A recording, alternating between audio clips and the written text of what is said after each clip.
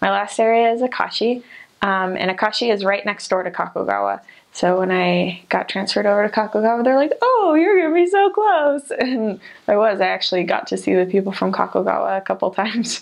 I don't really remember Akashi as much as being like, you know, the Refiner's Fire or this place where I learned all these really meaningful lessons, so much as I had a lot of fun in Akashi.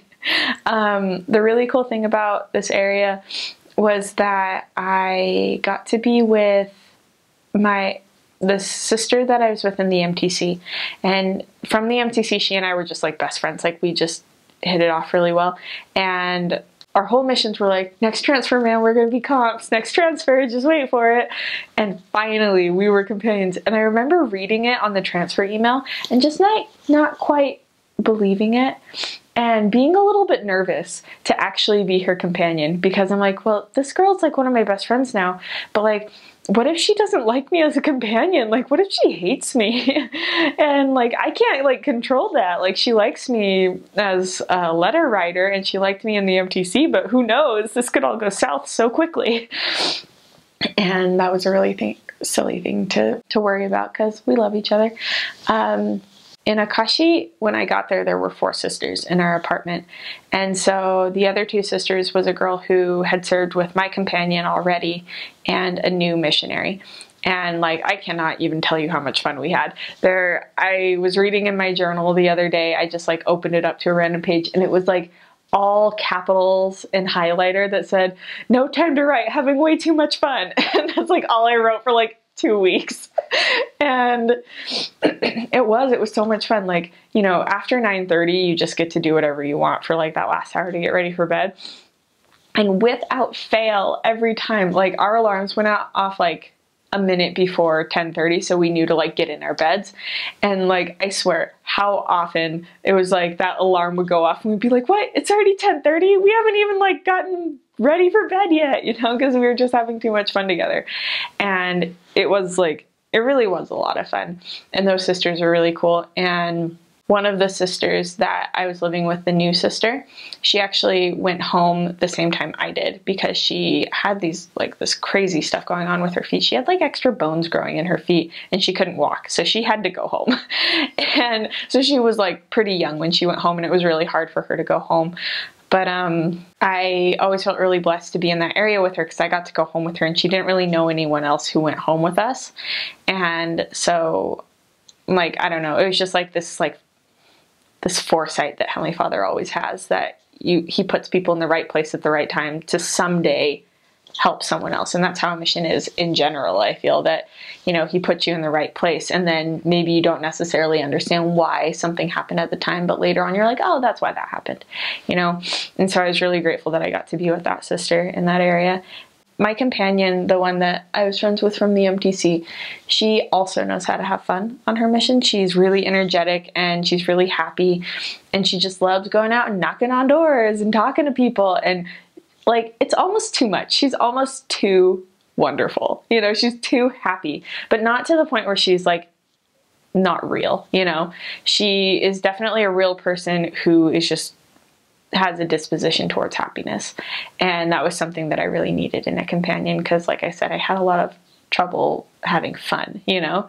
And so it was really fun being her companion, just because it's like, this person is my best friend. I love her. I love everything about her. We get along, and this is a huge difference from my last area. And like, this is a really good area that like, there's a lot going on here. We had a lot of like dry spells while we were there as companions, and a lot of like times where we didn't really have a lot of investigators, but the area itself was a good area, you know? And people always wanted to go to that area because it was known for being a good area. And I'd never had an area like that before. It was very exciting. And so she and I stayed there together, and eventually the 4 sisters, the 2 other sisters left, and it was just the 2 of us. We had some really interesting people that we taught in Akashi, just some like really special people who I feel like they really got it, you know, like they knew what we were teaching and they understood just how special it was.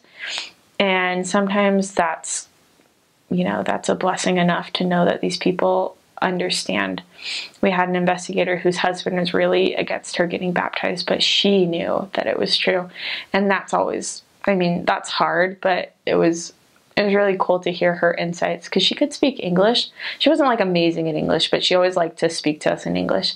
And some of the things that she would say in English, we were just like, that was beautiful. Like, the way you described the gospel in that way is better than I could have described it, you know? And it was just really cool. I had a really cool experience there where I guess I had kind of been praying for a long time just to, like, I don't know, sometimes you just have really basic questions that come up over and over again. And so a few months earlier, I had kind of just been like, well, Heavenly Father, like, I have a really strong testimony of like Jesus Christ and Joseph Smith, but I don't really know you very well. Like, I don't have that testimony as firmly grounded. And yes, I am praying to you right now, but like, I don't know you as well as I feel like I want to know that you're there. And I just don't know it.